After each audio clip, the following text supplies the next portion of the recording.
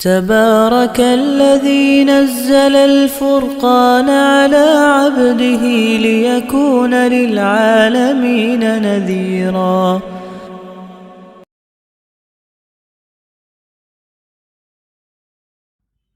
ہرقل شاہ روم نے ان کے پاس قریش کے قافلے میں ایک آدمی بلانے کو بھیجا، اور اس وقت یہ لوگ تجارت کے لیے ملک شام گئے ہوئے تھے، اور یہ وہ زمانہ تھا جب رسول اللہ صلی اللہ علیہ وسلم نے قریش اور ابو سفیان سے ایک وقتی عہد کیا تھا۔ جب ابو سفیان اور دوسرے لوگ ہرقل کے پاس ایلیا پہنچے، جہاں ہرقل نے دربار طلب کیا تھا، اس کے گرد روم کے بڑے بڑے لوگ، علماء، وزراء، امراء بیٹھے ہوئے تھے۔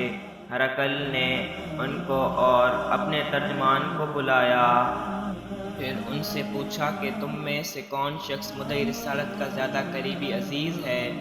ابو سفیان کہتے ہیں کہ میں بول اٹھا کہ میں اس کا سب سے زیادہ قریبی رشتہ دار ہوں۔ یہ سن کر ہرقل نے حکم دیا کہ اس کو یعنی ابو سفیان کو میرے قریب لا کر بٹھاؤ، اور اس کے ساتھیوں کو اس کے پیٹھ کے پیچھے بٹھا دو۔ پھر اپنے ترجمان سے کہا کہ ان لوگوں سے کہہ دو کہ میں ابو سفیان سے اس شخص یعنی محمد صلی اللہ علیہ وسلم کے حالات پوچھتا ہوں۔ اگر یہ مجھ سے کہیں بات میں جھوٹ بول دے تو تم اس کا جھوٹ ظاہر کر دینا۔ ابو سفیان کا قول ہے کہ خدا کی قسم اگر مجھے یہ غیرت نہ آتی کہ یہ لوگ مجھ کو جھٹلائیں گے تو میں آپ صلی اللہ علیہ وآلہ وسلم کی نسبت ضرور غلط گوئی سے کام لیتا۔ خیر، پہلی بات جو ہرقل نے مجھ سے پوچھی وہ یہ کہ اس شخص کا خاندان تم لوگوں میں کیسا ہے؟ میں نے کہا وہ تو بڑے اونچے اعلیٰ نسب والے ہیں۔ کہنے لگا اس سے پہلے بھی کسی نے تم لوگوں میں ایسی بات کہی تھی؟ میں نے کہا نہیں۔ کہنے لگا اچھا اس کے بڑوں میں کوئی بادشاہ ہوا ہے؟ میں نے کہا نہیں۔ پھر اس نے کہا بڑے لوگوں نے اس کی پیروی اختیار کی ہے یا کمزوروں نے؟ میں نے کہا نہیں، کمزوروں نے۔ پھر کہنے لگا اس کے تابع دار روز بڑھتے جاتے ہیں یا کوئی ساتھی پھر بھی جاتا ہے؟ میں نے کہا نہیں۔ کہنے لگا کیا اپنے اس دعوے نبوت سے پہلے کبھی کسی بھی موقع پر اس نے جھوٹ بولا ہے؟ میں نے کہا نہیں۔ اور اب ہماری اس سے صلح کی ایک مقررہ مدت ٹھہری ہوئی ہے، معلوم نہیں وہ اس میں کیا کرنے والا ہے۔ ابو سفیان کہتے ہیں میں اس بات کے سوا اور کوئی جھوٹ اس گفتگو میں شامل نہ کر سکا۔ ہرقل نے کہا کیا تمہاری اس سے کبھی لڑائی بھی ہوتی ہے؟ ہم نے کہا ہاں۔ بولا پھر تمہاری اور اس کی جنگ کا کیا حال ہوتا ہے؟ میں نے کہا لڑائی ڈول کی طرح ہے، کبھی وہ ہم سے میدان جنگ جیت لیتے ہیں اور کبھی ہم ان سے جیت لیتے ہیں۔ ہرقل نے پوچھا وہ تمہیں کس بات کا حکم دیتا ہے؟ میں نے کہا وہ کہتا ہے کہ صرف ایک اللہ ہی کی عبادت کرو، اس کا کسی کو شریک نہ بناؤ، اور اپنے باپ دادا کی شرک کی باتیں چھوڑ دو، اور ہمیں نماز پڑھنے، سچ بولنے، پرہیزگاری اور صلح رحمی کا حکم دیتا ہے۔ یہ سب سن کر پھر ہرقل نے اپنے ترجمان سے کہا کہ ابو سفیان سے کہہ دے کہ میں نے تم سے اس کا نسب پوچھا تو تم نے کہا کہ وہ ہم میں اعلیٰ نسب ہے، اور پیغمبر اپنی قوم میں اعلیٰ نسب ہی بھیجے جایا کرتے ہیں۔ میں نے تم سے پوچھا کہ دعوی نبوت کی یہ بات تمہارے اندر اس سے پہلے کسی اور نے بھی کی تھی تو تم نے جواب دیا کہ نہیں۔ تب میں نے اپنے دل میں کہا کہ اگر یہ بات اس سے پہلے کسی نے کہی ہوتی تو میں سمجھتا کہ اس نے بھی اسی بات کی تقلید کی ہے جو پہلے کی جا چکی ہے۔ میں نے تم سے پوچھا کہ اس کے بڑوں میں کوئی بادشاہ بھی گزرا ہے؟ تم نے کہا نہیں۔ تو میں نے دل میں کہا کہ ان کے بزرگوں میں سے کوئی بادشاہ ہوا ہوگا تو کہہ دوں گا کہ وہ شخص اس بہانے اپنے آباء و اجداد کی بادشاہت اور ان کا ملک دوبارہ حاصل کرنا چاہتا ہے۔ اور میں نے تم سے پوچھا کہ اس بات کے کہنے یعنی پیغمبری کا دعویٰ کرنے سے پہلے تم نے کبھی اس کو دروغگوئی کا الزام لگایا ہے؟ تم نے کہا کہ نہیں۔ تو میں نے سمجھ لیا کہ جو شخص آدمیوں کے ساتھ دروغگوئی سے بچے وہ اللہ کے بارے میں کیسے جھوٹی بات کہہ سکتا ہے؟ اور میں نے تم سے پوچھا کہ بڑے لوگ اس کی پیرو ہوتے ہیں یا کمزور آدمی؟ تم نے کہا کمزوروں نے اس کی اتباع کی ہے۔ تو دراصل یہی لوگ پیغمبروں کے متبعین ہوتے ہیں۔ اور میں نے تم سے پوچھا کہ اس کے ساتھی بڑھ رہے ہیں یا کم ہو رہے ہیں؟ تم نے کہا کہ وہ بڑھ رہے ہیں، اور ایمان کی کیفیت یہی ہوتی ہے حتیٰ کہ وہ کامل ہو جاتا ہے۔ اور میں نے تم سے پوچھا کہ آیا کوئی شخص اس کے دین سے ناخوش ہو کر مرتد بھی ہو جاتا ہے؟ تم نے کہا نہیں۔ تو ایمان کی خاصیت بھی یہی ہے، جن کے دلوں میں اس کی مسرت رچ بس جائے وہ اس سے لوٹا نہیں کرتے۔ اور میں نے تم سے پوچھا کہ آیا وہ کبھی عہد شکنی کرتے ہیں؟ تم نے کہا نہیں۔ پیغمبروں کا یہی حال ہوتا ہے، وہ عہد کی خلاف ورزی نہیں کرتے۔ اور میں نے تم سے کہا کہ وہ تم سے کس چیز کے لیے کہتے ہیں؟ تم نے کہا کہ وہ ہمیں حکم دیتے ہیں کہ اللہ کی عبادت کرو، اس کے ساتھ کسی کو شریک نہ ٹھہراؤ، اور تمہیں بتوں کے پرستی سے روکتے ہیں، سچ بولنے اور پرہیزگاری کا حکم دیتے ہیں۔ لہٰذا اگر یہ باتیں جو تم کہہ رہے ہو سچ ہیں تو ان قریب وہ اس جگہ کا مالک ہو جائے گا جہاں میرے یہ دونوں پاؤں میں۔ مجھے معلوم تھا کہ وہ پیغمبر آنے والا ہے، مگر مجھے یہ معلوم نہیں تھا کہ وہ تمہارے اندر ہوگا۔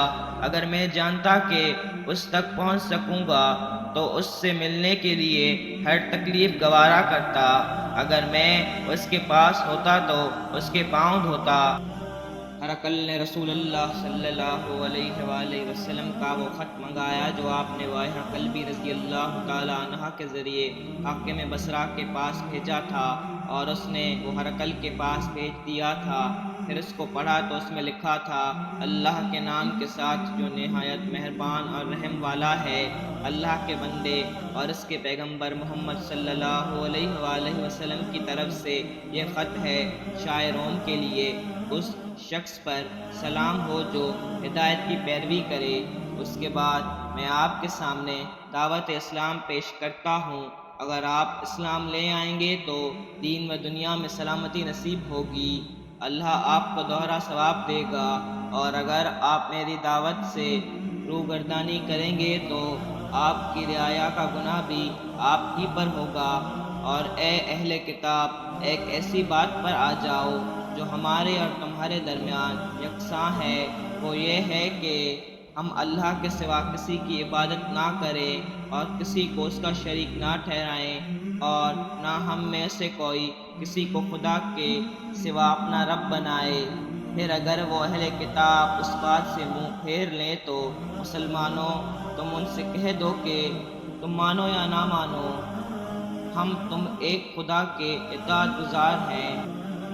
ابو سفیان کہتے ہیں جب ہرقل نے جو کچھ کہنا تھا کہہ دیا اور خط پڑھ کر فارغ ہوا تو اس کے ارد گرد بہت شور و غوغا ہوا، بہت سی آوازیں آئیں اور ہمیں باہر نکال دیا گیا۔ تب میں نے اپنے ساتھیوں سے کہا کہ ابو کبشہ کے بیٹے حضرت صلی اللہ علیہ وسلم کا معاملہ تو بہت بڑھ گیا ہے، دیکھو تو اس سے بنی اسفر روم کا بادشاہ بھی ڈرتا ہے۔ مجھے اس وقت سے اس بات کا یقین ہو گیا کہ حضور پاک صلی اللہ علیہ وسلم ان قریب غالب ہو کر رہیں گے، حتیٰ کہ اللہ نے مجھے مسلمان کر دیا۔ راوی کا بیان ہے کہ ابن ناطور ایلیا کا حاکم، ہرقل کا مصاحب اور شام کے نصارہ کا لارڈ پادری بیان کرتا تھا کہ ہرقل جب ایلیا آیا ایک دن صبح کو پریشان اٹھا تو اس کے درباریوں نے دریافت کیا کہ آج ہم آپ کی حالت بدلی ہوئی پاتے ہیں، کیا وجہ ہے؟ ابن ناطور کا بیان ہے کہ ہرقل نجومی تھا، علم نجوم میں وہ پوری مہارت رکھتا تھا۔ اس نے اپنے ہم نشینوں کو بتایا کہ میں نے آج رات ستاروں پر نظر ڈالی تو دیکھا کہ ختنہ کرنے والوں کا بادشاہ ہمارے ملک پر غالب آ گیا ہے، بھلا اس زمانے میں کون لوگ ختنہ کرتے ہیں؟ انہوں نے کہا کہ یہود کے سوا کوئی ختنہ نہیں کرتا، سو ان کی وجہ سے پریشان نہ ہو۔ سلطنت کے تمام شہروں میں یہ حکم لکھ بھیج دیا گیا، وہاں جتنے یہودی ہو سب قتل کر دیے جائیں۔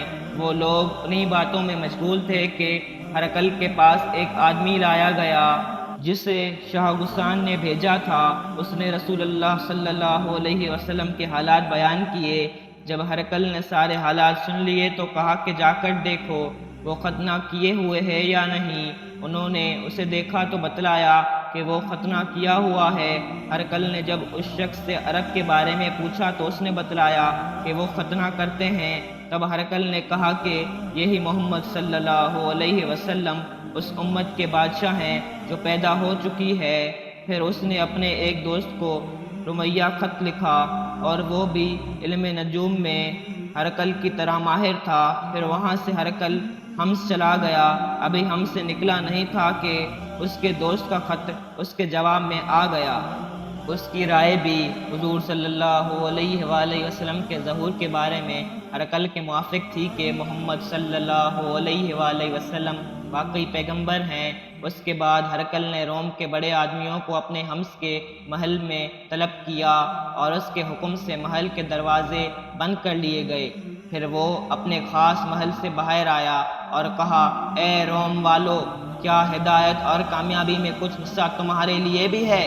اگر تم اپنی سلطنت کی بقا چاہتے ہو تو پھر اس نبی صلی اللہ علیہ وآلہ وسلم کی بیعت کر لو اور مسلمان ہو جاؤ۔ یہ سننا تھا کہ پھر وہ لوگ وحشی گدھوں کی طرح دروازوں کی طرف دوڑے مگر انہیں بند پایا۔ آخر جب ہرقل نے اس بات سے ان کی یہ نفرت دیکھی اور ان کے ایمان لانے سے مایوس ہو گیا تو کہنے لگا کہ ان لوگوں کو میرے پاس لاؤ۔